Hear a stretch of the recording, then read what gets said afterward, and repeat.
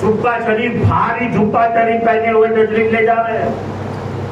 پھر راستے میں دیکھا ایک چور نے, یہ تو کوئی بڑی پارٹی ہے, آج انہی پر ہاتھ صاف کر لیں گے, زندگی بھر بیٹھ کر کھائیں گے, اس نیت سے پیر کے پیچھے ہو گیا. پیرانے پیر کے پیچھے پیچھے چلنے لگا.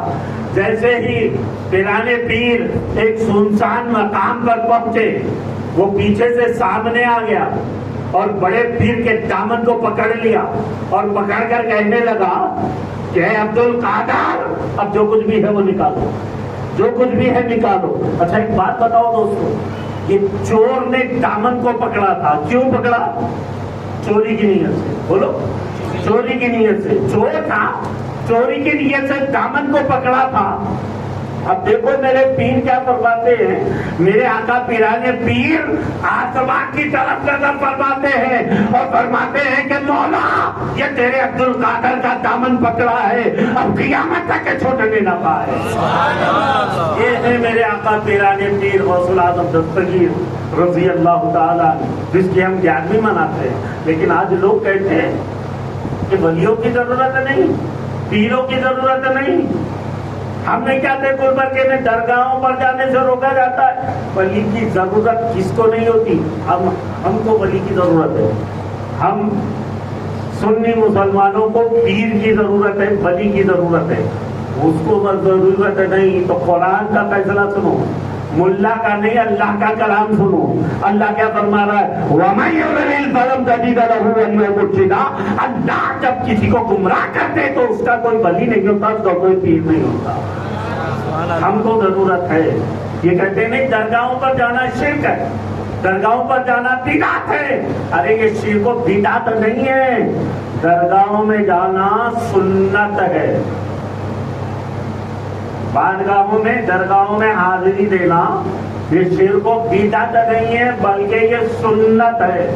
سنت میں ثابت کرتا ہوں, سنت ہے. 15واں پارہ کھول کر دیکھو, 15ویں پارے میں اللہ رب العزت فرماتا ہے سبحان الذی اسری بعبدہ لیلا من المسجد الحرام الى المسجد الاقصی. پاک ہے وہ ذات جو لے گیا اپنے بندے کو مسجد حرم سے مسجد اقصی تک. علماء فرماتے کہ اس میں معراج شریف کا ذکر ہے, یقیناً ہے, لیکن معراج کہتے کس کو ہے؟ معراج عروج سے ہے, یعنی ایک کسی کا مقام ہے, یہ کسی کا مقام ہے, اس مقام سے وہ بلند ہو تو وہ معراج ہے. اچھا نبی پاک صلی اللہ تعالیٰ علیہ وسلم کو اگر رب تبارک و تعالیٰ معراج کروانا تھا تو وہ ڈائریکٹ آسمانوں پر لے جاتے, آج پر لے جاتے. یہ مسجد حرم سے مسجد اقصی تک کیوں لے گیا؟ اور پھر یہی نہیں, اسی آیت کریمہ میں فرماتا بارکنا حولہ, ہم نے اپنی برکتیں دے رکھی ہے. کون سی برکتیں ہیں بھائی؟ ذرا کوئی مجھے بتایا آخر برکتیں ہیں تو کون سی ہے؟ کیا دودھ اور شہد کی نہریں بہ رہی ہیں؟ کیا وہ جنت کے میووں کے درخت ہے؟ کیا وہاں پر آب حیات بہ رہی ہے؟ آخر برکتیں ہیں تو کون سی برکتیں ہیں؟ تنظیم سے پتا چلا کہ وہاں پر انبیاء صلوات و سلام کے مدارات ہیں جس کی زیارت کو آقا مدینہ صلی اللہ تعالیٰ علیہ وسلم تشریف لے گئے. تو مزار پاک کی زیارت کو جانا, درگاہ کو جانا یہ شرک کا بدعت نہیں ہے بلکہ یہ سنت ہے. اچھا درگاہ کو جانا شرک کیسے ہوا؟ ذرا یہ تو پوچھوں گے, درگاہ کو جانا شرک کیسے ہوا؟ ارے بے وقوفو, صرف تم جانتے نہیں فتوا لگاتے چلے جاتے ہو یہ شرک وہ شرک. جھنڈا چڑھانے کو شرک کہتے ہیں, جھنڈا چڑھانا بدعت ہے, جھنڈا چڑھانا بدعت ہے. میں ان کے مفتی سے کہتا ہوں ٹھیک ہے ایک فتوا دے دو, کیونکہ 15 اگست کو بھی 26 جنوری کو بھی جھنڈا چڑھتا ہے, چڑھتا کہ نہیں چڑھتا؟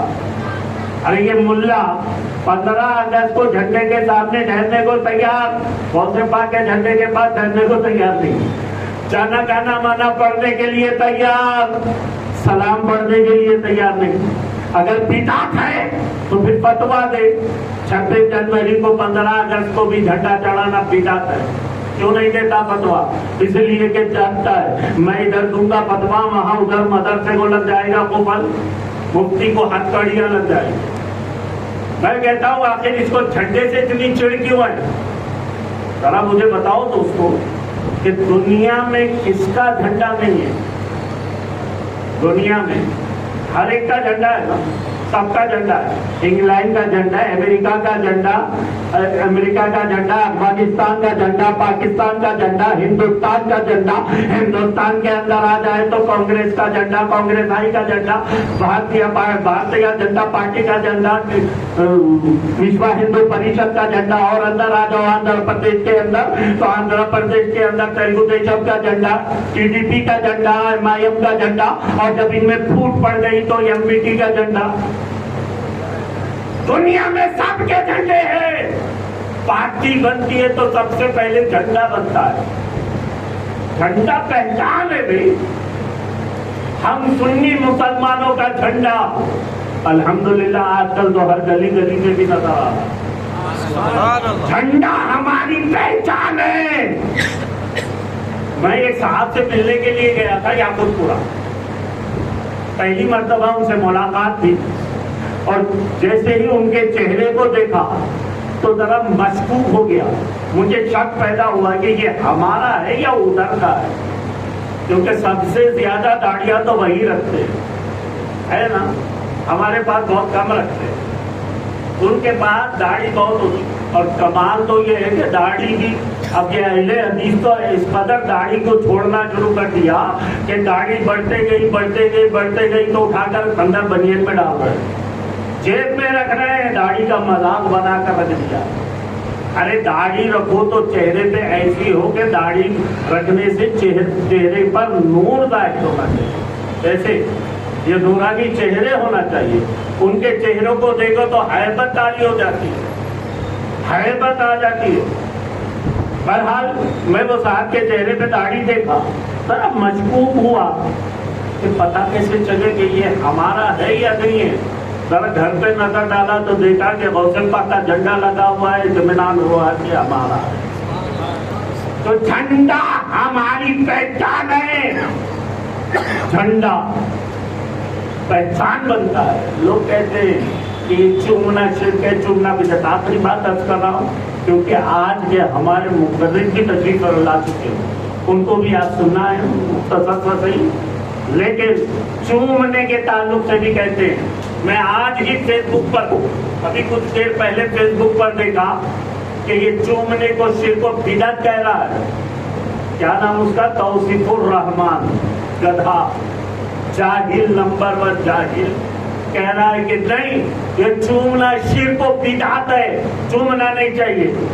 آج یہ سنی جاتے ہیں تو قبروں کو چومتے ہیں، درگاہوں میں جاتے ہیں قبروں کو چومتے ہیں، قبروں کو چومتے ہیں. میں نے کہا بات سمجھ میں نہیں آئی، یہ شرک کیسے ہو سکتا ہے؟ بدعت بھی کہہ رہا ہے، حالانکہ نہ شرک ہے نہ بدعت. لیکن چلو کچھ دیر کے لیے اگر مان لے تو شرک کیسے؟ شرک کو ثابت کر کے دکھا. میں نے کامنٹ میں لکھا شرک ثابت کر کے دکھا دو. شرک کیسے؟ دیکھو شرک کہتے کس کو ہے؟ شرک اسے کہا جائے گا جو اللہ کے برابر کسی کو کر دے، یا اللہ کے لیے جو کرے وہ کسی اور کے ساتھ ہے نا. کسی دوسرے خدا کو ماننا شرک ہے، اور اللہ کی عبادت کے علاوہ کسی اور کی عبادت کرنا شرک ہے. جیسے نماز اللہ کے لیے پڑھی جاتی ہے، روزہ اللہ کے لیے، زکوٰۃ اللہ کے لیے، حج اللہ کے لیے، یہ عبادت میں داخل ہے. اب وہ کام جو اللہ کے ساتھ ہو کسی غیر کے ساتھ ہو تو شرک ہے. اب اس کو یہ ثابت تو کر کے دکھا دو کہ چومنا شرک کیسے؟ کیا کوئی اللہ کو چوم سکتا ہے؟ ہے کوئی جو اللہ کو چومے؟ اس ملا کو پوچھو کیا تو اللہ کو چومتا ہے؟ نہیں. جب چوم نہیں سکتا تو پھر شرک کیسے؟ شرک تو ثابت ہی نہیں ہے. اب رہا سوال بدعت. ارے بدعت کے بھی اقسام ہیں، اقسام. لیکن میں کہتا ہوں کہ چومنا جائز ہے، کیونکہ چومتے تو وہ بھی ہیں جو کہتے ہیں کہ چومنا شرک ہے، چومنا بدعت ہے. وہ بھی چومتا ہے، مجبور ہی صحیح لیکن چومتا ہے.